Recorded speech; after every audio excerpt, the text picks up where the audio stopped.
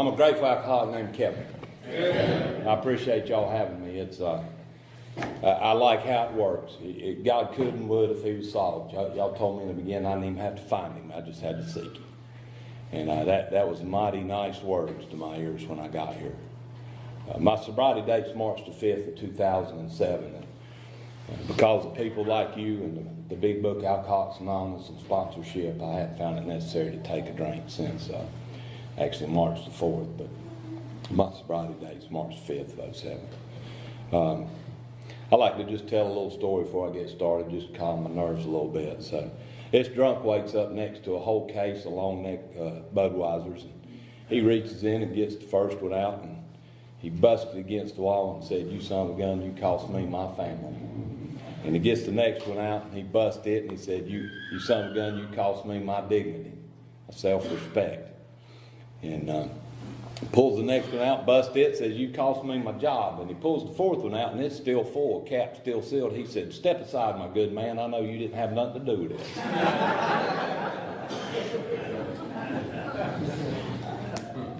I seen the effects of alcohol from an early age. I was born to young parents, a mom named Jean and a dad named Tommy. And I was 5 years old when they split up, and I had a full-blooded sister, and me and my mother and my sister moved off, and I wouldn't see my father again for quite a few years. And I started hearing things like, Tommy's a nice guy if he don't drink, and Tommy could keep a job if he don't drink, and Tommy wouldn't go to jail if he didn't drink. And I started forming some ideas about what alcohol, I probably heard the words alcoholic during this time, and so I formed some opinions that would stay with me for a pretty long time. A couple years, 3 years, I believe, my mother remarried, and we moved out to Davidson County, a farming community, and I grew up a normal childhood for all practical purposes. I played sports, we went to church. My mother, I had people in my life that lived a life of faith and acted on it. And so I had good examples, and none of that really has anything to do with me being an alcoholic. I believe that I did have a genetic predisposition, and I share this having worked the steps and having read the Big Book of Alcoholics Anonymous to learn these things about myself. But anyway, I had a pretty normal childhood, and somewhere around the age of 11, actually it was April the 10th of 1975, my father got sober in the program Alcoholics Anonymous. I believe that he came to my mother and made amends because my mother started having conversations with me that would go like this. She would say, "For you to put alcohol in your body would be like putting a lit match in a gallon of gasoline." Now that didn't mean anything to me at 12 or 13. I was real heavy into sports, and I vowed I wasn't going to drink and so forth. And but at the age of 15, I went out with a guy named Chip one night. We went to a party, and they had, I drank 2 Miller High Lifes. And I don't particularly remember what they did to me physically, but I remember two things very profoundly. One was that I knew I was going to do that the very next chance I got. I was going to do it again. And the second was I immediately felt a part of those people. That they welcomed me in, they gave me a beer, they said they was glad to see me, and I felt a part of them. And I started seeking those people out. My mother had remarried, like I said, and they ran a trucking company.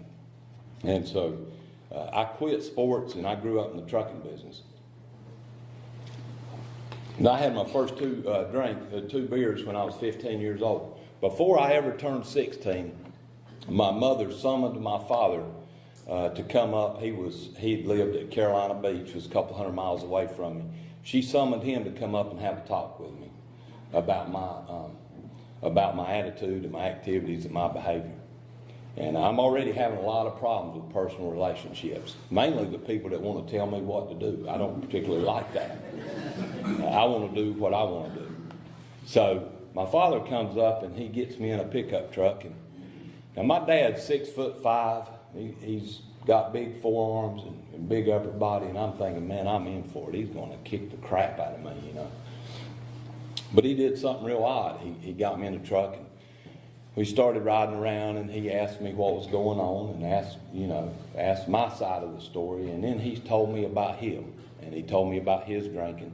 And what he told me at the end of the night that I remember is that he said, if you ever have a problem, I have a solution. And he let me back out at the house, and I went on about my business of being a teenager.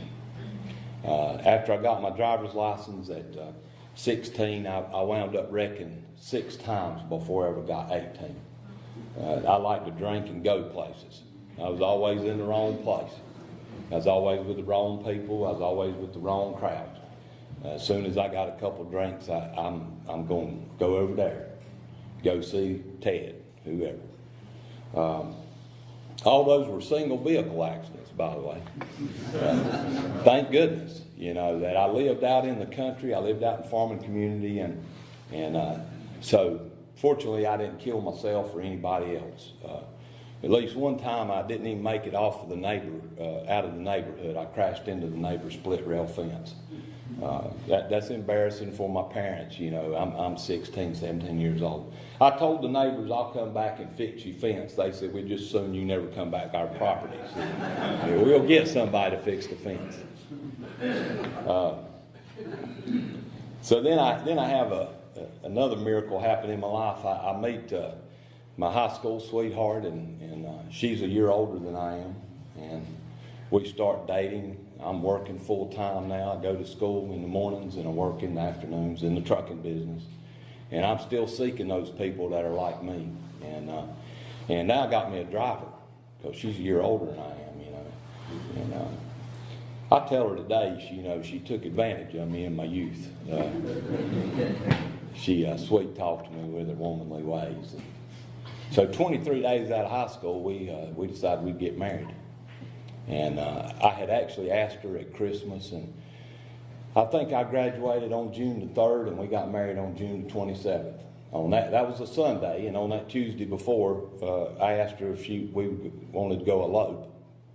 And so we went to my mother, and she said she didn't particularly care for that. She'd rather us get married in a church. And we went to her mother, and her mother said, my only daughter, the baby of 5 kids, is not getting married at Myrtle Beach. And I said, you got till Sunday. And so we got married in the church. 150 people signed the register, and we had a reception in her aunt's backyard. And I used to say, I think that many people came just to see if she was pregnant. That's what I think they thought. But now we set off on life, and I start college the next morning, and she gets braces put on her teeth so her daddy's insurance will still pay for it. And now, I deserve to drink at night. I'm supporting myself. I'm married, and I'm entitled, if you will. Now, I didn't realize this until I read the big book of Alcoholics Anonymous, but there's 2 portions to my problem, and one's choice and one is control. And from very early on, I had evidence that I had very little control once I put alcohol in my body, and I set that allergy off from the wrecks, from my behavior, but I still have choice. And that gives me the illusion of some control. I still think that I'm in charge. Very selfish and self-centered. But once I put the first drink of alcohol in my body, I cannot tell you what's going to happen. I couldn't then from very early on. I just didn't know that. At 21 years old, the father that told me he had a solution, he got cancer, and in less than 4 months he died. He died on his 40th birthday. They put his 10-year chip. The members from AA came up and gave him his 10-year chip on April the 10th, and he died on May the 22nd. And we put his 10-year chip in his vest pocket and buried him. And, that chip didn't really have any meaning to me. I didn't understand. He'd been sober 10 years, and that didn't mean anything to me. So fast forward to me and my wife have our first child when I'm 25. Her name's Danielle. And right before she's born, my parents, my mom and stepfather, they decide to get a divorce. They sell the trucking company. I finished college by this time. I got a degree in transportation management. I think I'll run the family business. They get a divorce, sell the company, and I'm out looking for a job. So I go to another trucking company in the area, and again, I seek those people just like me. After my daughter's born, pretty much my wife raises her. I was telling somebody, we used to come down here a lot on golf trips. I'd go on quite a few golf trips. I basically went whatever I wanted to do, and I left her to raise my daughter.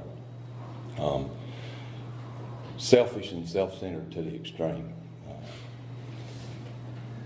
In 1997, because of my behavior and because of my relationship with her, we started having those conversations about who's going to live where and what's going to happen with Danielle and those kind of things.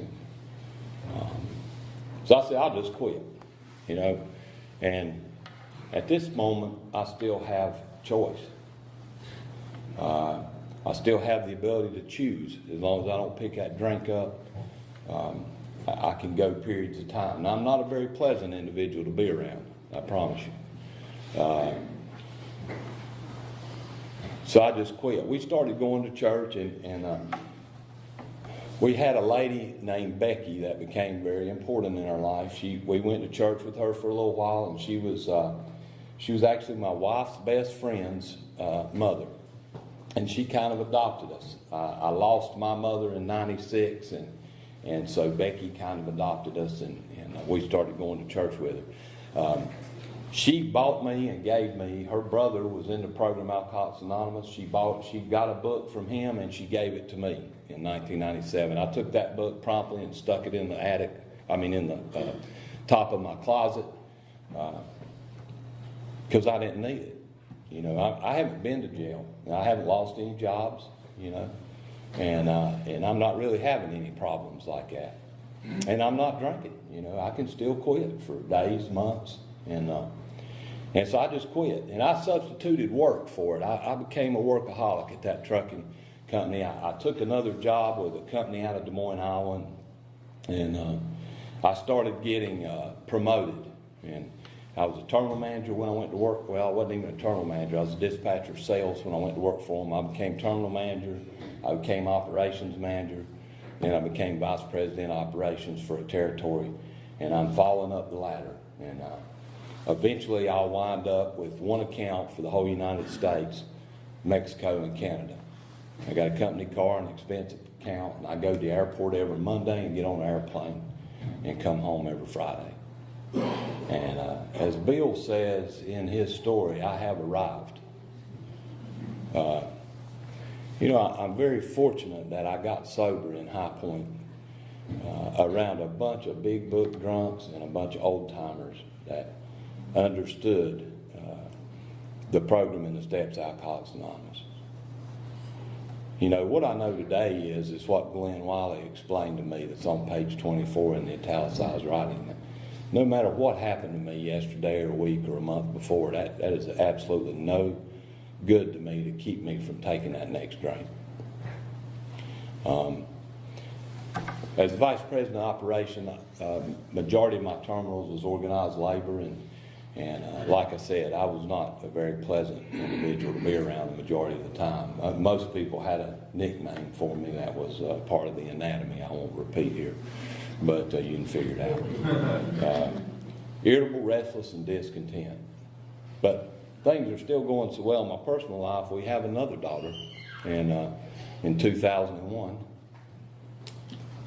And we named her after Becky and my wife's best friend, Becky's daughter, Jackie. And so my youngest daughter's name is Rebecca Jacqueline. And this is in 2001. I tell you about page 24 because I'm not real sure where I decided that it was a good idea for me to start drinking again. But I do know that it was after 2001 and it was somewhere on the road. And here's what I remember the most profound memory that I have is that sometime very shortly after I decided to start drinking again, I was in a liquor store buying vodka. Because you know you can't smell vodka when you drink it. And so I realized they'd started making Smirnoff in these flat plastic fifth bottles. And I thought, this guy is a marketing genius, man. They didn't make them for it when I quit drinking before. And I'm like, I can put this in my pants, I can put it in my briefcase. It don't clink, it don't clank, it don't make any noise. I can get it on an airplane with me. I said, man, this is like American Express. I never left home without one, right?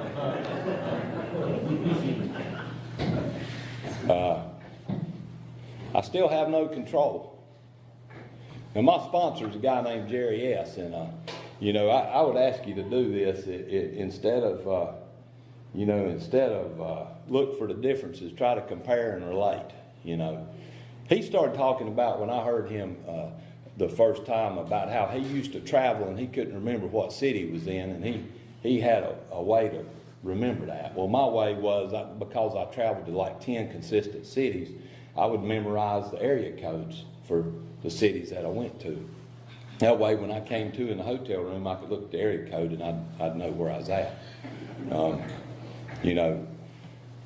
wife don't know I'm drinking. Jerry said he found out early on, if you're around people that don't approve of your drinking, just don't be around them people. That's pretty easy. So my trips become longer. I go to the West Coast. I leave earlier. I stay later. Nobody at home knows I'm drinking.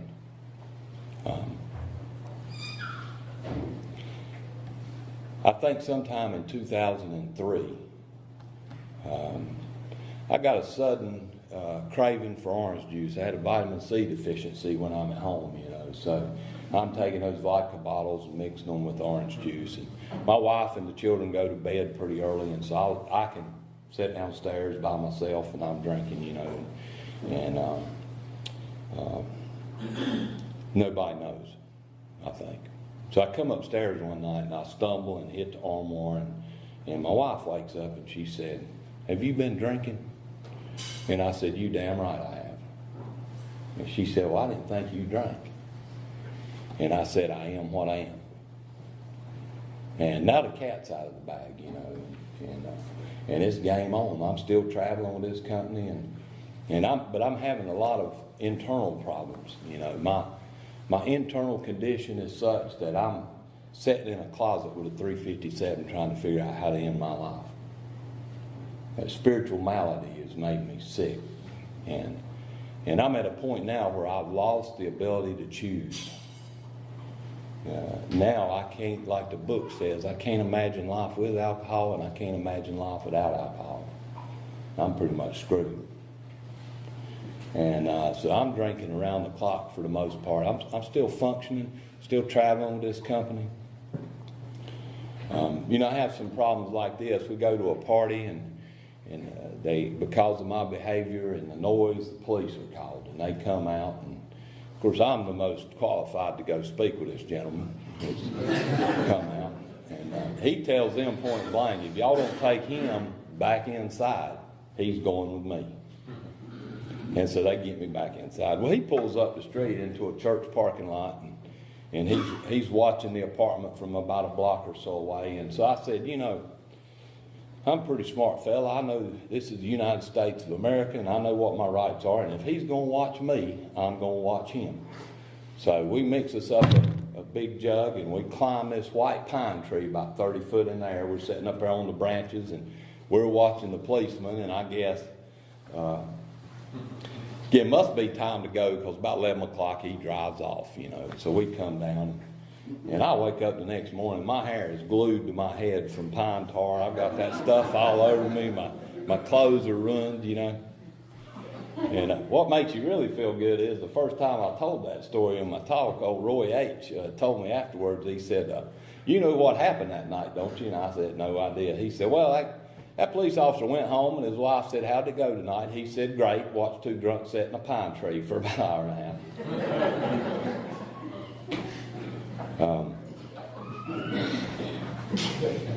My drinking continues to progress, and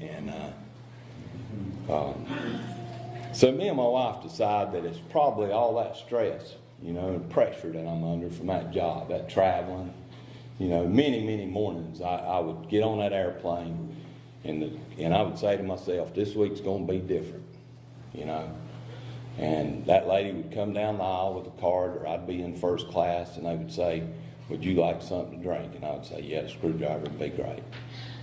This is 8 o'clock on Monday morning. And before I get to Concourse A at Atlanta, which is where I make the change, I would go call the travel agent, go to the brew house in Concourse A, order me a draft, call the travel agent, and rearrange all my plans so that I can just fly straight into Kansas City and drink the rest of that day away. And then I call the terminal in St. Joseph, Missouri. I tell them I'm running behind. It's going to be tomorrow morning. I'll be there first thing. And I drink Monday away. So we decided it's probably all this stress and pressure and travel and, my youngest daughter is 5.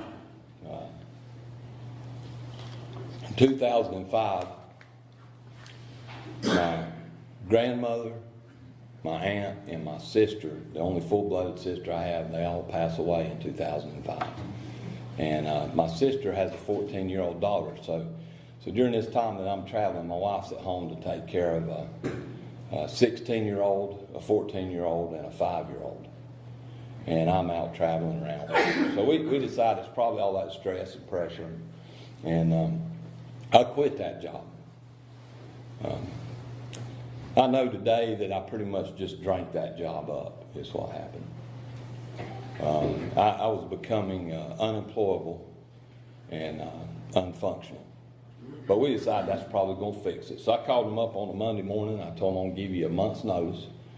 I'll go anywhere in the United States you want me to go, but I'm not going back to that airport.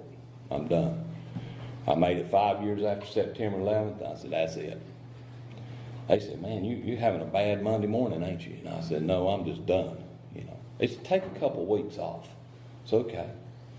So in those couple of weeks, I go back into business. During those times of when I was in college and working for the family business, I was a mechanic. And so I went from wearing a suit and tie a couple of days a week, flying around the country, back to mechanicing. And I turned my company car in. I don't even get a car because now I'm drinking around the clock. There's nobody to report to. I go in business with my stepbrother and my brother-in-law, a couple of family members, and we open up a tractor-trailer sales and repair shop. And this is what I refer to as my recliner to recliner drinking. I've got a recliner in the den at home, and I have a recliner in the shop. And I pretty much drink recliner to recliner. And we would say most morning it's 5 o'clock somewhere, And now I'm starting to wake up, though, in the middle of the night at 3:30 like an alarm clock, man. And whatever I've had left in the glass from the night before, I drink so that I can pass back out and go to sleep. Them trips to that closet's becoming more frequent. I don't know about y'all, but I did my best thinking when I was drinking, And so I came up with these big elaborate plans, I didn't want my kids to find me. I didn't want my wife to find me. I'm not going to shoot myself in the head because I want an open casket. You know what I mean? I want everybody to come by and see me. So I'm going to shoot myself in the heart. And I have this plan. I'm going to drive up to the funeral home because they're used to finding dead people. It'll bother them. And I'm going to shoot myself in the heart behind the funeral home. But I could never get sober enough to drive to the funeral home because I didn't want to get a DWI on the way. It's just craziness. And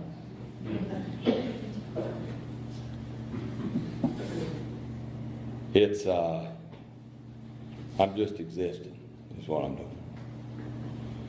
And my birthday's February the 29th, which means that I have one birthday every 4 years. And so on those days, I'm really 13, by the way, y'all. So on those years, there is not a 29th, and I celebrate the last day of February, the 28th, and the day after the 28th, which is March the 1st. Well, March the 5th was on Monday morning. I had been celebrating my birthday, and I had been in a blackout since Friday night. And things were not good at home. But we were out for my birthday, and the last thing I remember is being asked to leave a club and being over on Patterson and Holden in Greensboro, and that was Friday night. I came to on the floor on March the 5th of 2007. His furniture broke. That bewilderment, desperation, and despair, I see that in my family's face. And I believe that God gave me a moment of clarity. He gave me a gift.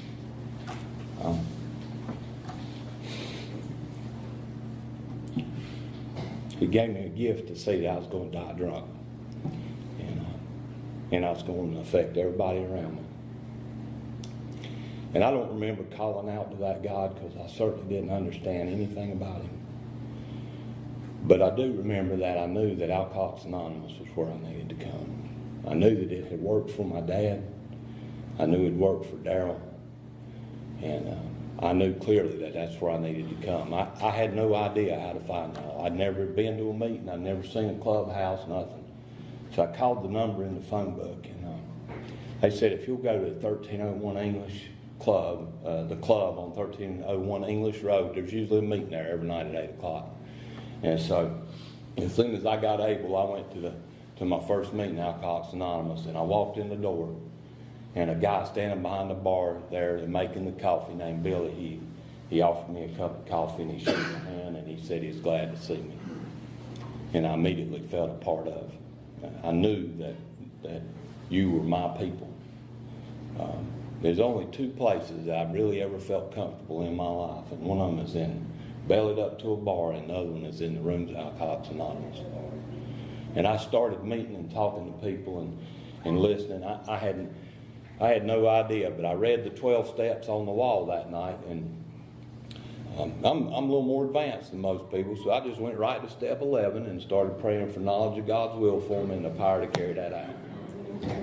And there's an old man there named Bill L., and he said, you pray every morning, you read your 24-hour book, you pray, you go to a meeting and you ask God, you thank God for keeping you sober that night. And he said, you'll stay sober. And so I went home and read that big book that I had in my closet for 10 years that Becky gave me. And I couldn't believe it. I was amazed when it talked about, the doctor's opinion talked about that irritable, restless, and discontent that I drank for the effects produced by alcohol. If I'm honest, I never one time sat down and drank because I liked the taste of alcohol. I wanted to get downtown. I wanted to get the effects produced. But there was not one time I ever started out to say, I'm going to wreck my car tonight, I'm going to be in a blackout, I'm going to puke and embarrass my family and friends. I never started out that way.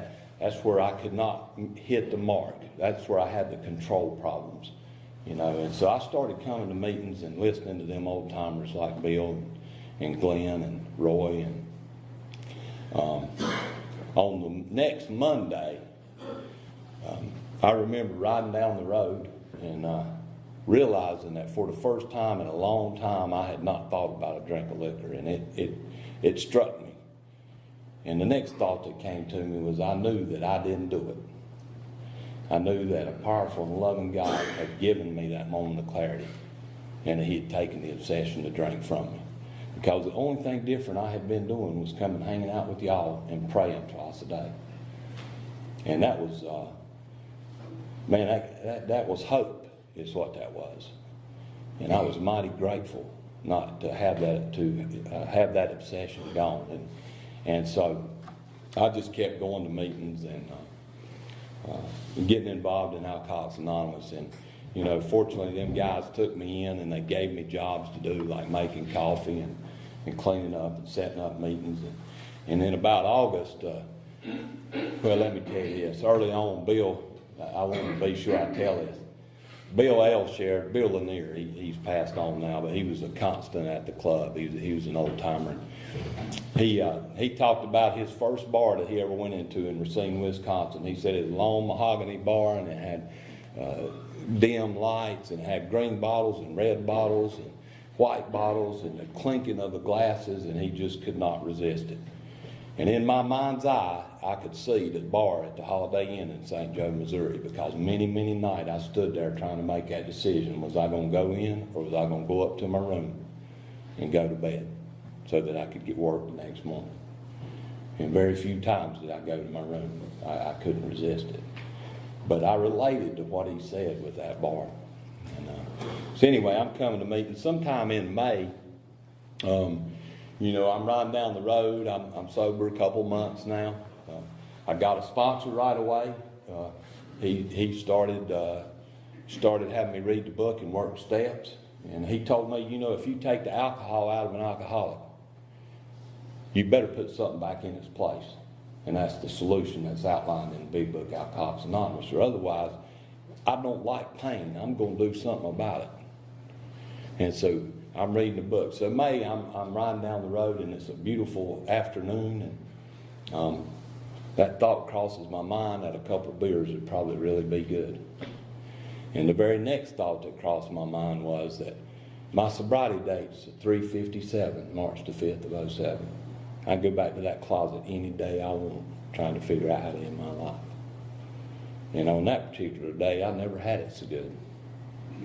And so I just kept on going to meetings, And so I'm always amazed at the big book of Alcoholics Anonymous. In case you ain't recognized, I'm a big book thumper. I believe that book and the program action outlined in it saved my life. And it's got the answer to all my problems. My sponsor tells me that my problems are basically of my own making. I think he might have got that out of the book too. About August of that year, 2007, Becky calls my wife and wants to know, I go talk to her son David. And I know David. I've known him for 30 years. We drank together. Maybe not 30, 25 years. We drank together, and I knew him well. And so they said, Becky, his mother, asked my wife for me to go see him. So Regina asked me to go see David. I called my sponsor, Eric. I'm like, hey, this guy, I've known him. He drank like I do. He said, does he want to see you? I said, no, his mother wants me to go. He said, you can't go. He said, pray and read the 7th chapter. I said, okay. Well, a couple of weeks later, same thing. They called and said, he's in bad shape. I mean, he really needs some help. And so I called Eric, and I'm like, hey, this guy, he said, does he want to see you? I said, no, his mother wants me. He said, you can't go. Read the 7th chapter and pray.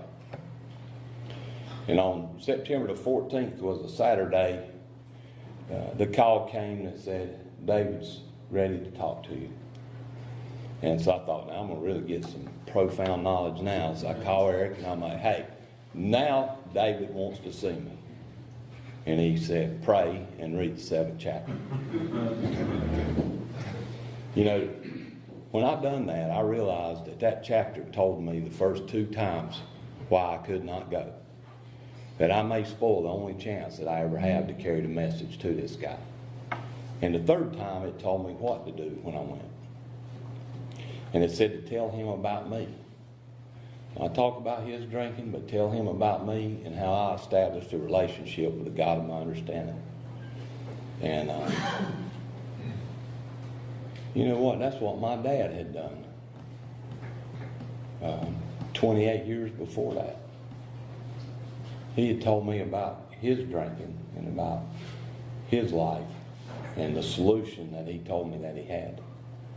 So I believe that book is applicable in all situations. It told me them first 2 times why I couldn't go, and it told me the 3rd time what to do when I went. So I went that evening, and I sat down with David and took him to his first meeting. And this past September 16th, I gave him my 10-year chip. So I carry him for 6 months, and he carries him. We lost his mother 2 years ago. And but what a gift that she gave me and that you gave me. David's sobriety has nothing to do with me. It's a testament to the program Alcoholics Anonymous. I'm fortunate enough to sponsor him, and that's a joy. So anyway, I started getting involved. Like I said, there was some great old timers that shared their experience, strength, and hope with me. In 2009, that business that I was in, the stepbrother and the brother-in-law, they couldn't get along, and so we decided to part ways. And so I actually laughed. I mean, I went out and called Jerry, and I was like, "You're not going to believe this, you know."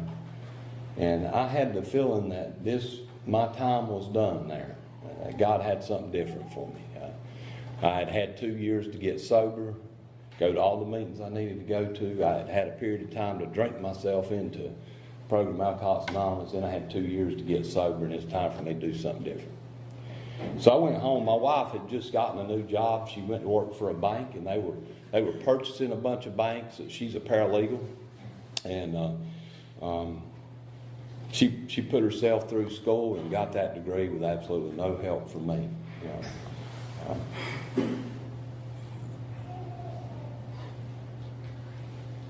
We had a real strange conversation. We had conversations about what was best for both of us and the whole family, not just what was best for me.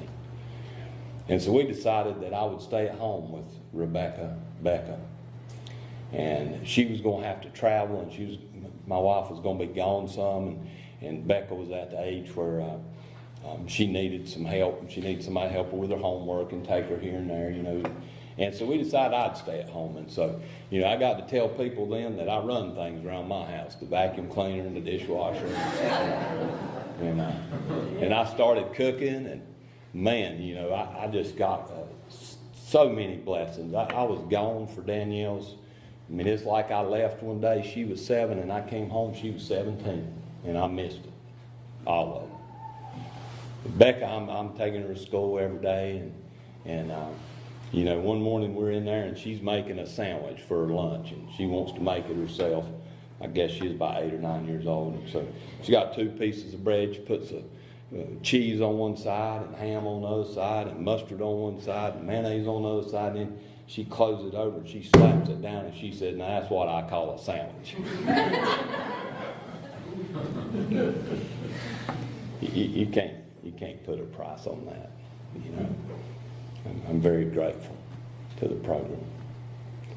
I did that for about 4 years, and I stayed at home with her, and then she got to the age where I really didn't need to be at home, and it was time for me to go back to work, and you know, our book talks about we'll do some absurd things with this new God consciousness we're trying to find, you know. And so I decided I wanted to work at Lowe's, and I went, and I didn't get off till 8 o'clock, and so I couldn't make my home group. My home group's the New South group in High Point, North Carolina. We meet Monday and Thursday at 8 o'clock. If y'all are ever there, we'd love to have you. It's the oldest group in High Point. It's where my sponsor attends, and that's my home group. But working till 8, I couldn't make it. And it didn't take me long to figure out that wasn't going to work. And so I left that job, and, you know, out of the blue, a headhunter called me and said, "We have a trucking company, and they're looking for somebody with your experience, and they're located in a city in Ohio called Akron, if you know where that is." And I said, I just happen to know where that is. Thank you. So I went and interviewed twice, and they offered me the job, and that's almost 5 years ago, and I'm still there. It's a good job. I have no doubt that's where I'm supposed to be today. I don't know if I'll retire there. I have no idea, but that's where I'm supposed to be today. I'm very grateful for that. We got good benefits and good people to work for. You know, during this time, my oldest daughter got married, got divorced. You know, I'm able to be there and be a part of that. She moved out, she moved in, she moved out, she moved in. And that's all good. She's in right now. And so I enjoy that time that I get to spend with her. Becca, I just took her Friday to get her driver's license. And so, you know, her mother tears up every time we start talking about that. And I'm not sure if it's because she realizes Becca's that old, or if she realizes she's going to be stuck with just me again. I'm not sure. I'm very grateful to her. 35 years of marriage. Me and her, mostly her.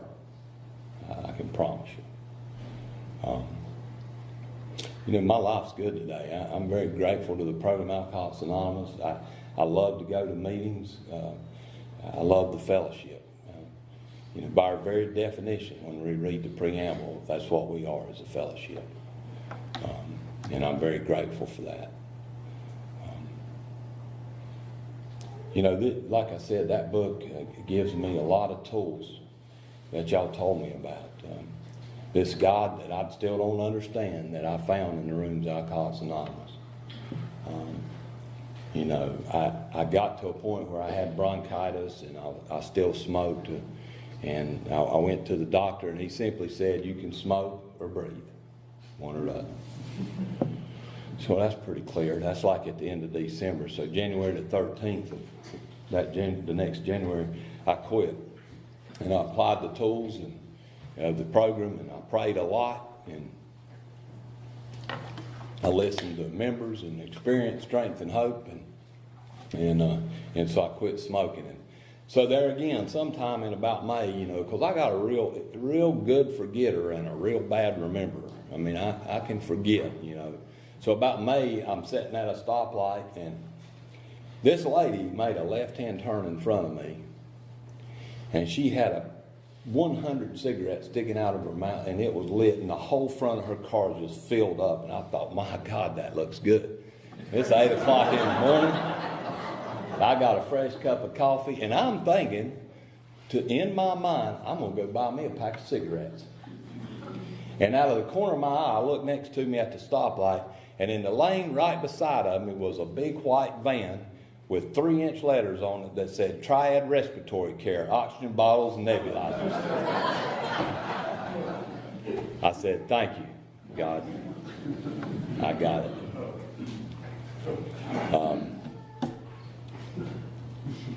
It's a wonderful way to live. I'm very grateful to the program Alcoholics Anonymous. And there's a thing I like. I'm going to try to remember it all. But we talk a lot about time. Time's important to us. We live one day at a time, but we pick up chips, you know. And I had this a long time before I got sober. I don't know about y'all, but I lived one day at a time a long time before I ever got sober. But this thing says, you know, if you want to know the value of a year, ask the student that just failed the final exam. If you want to know the value of a month, ask the mother who just had a premature baby.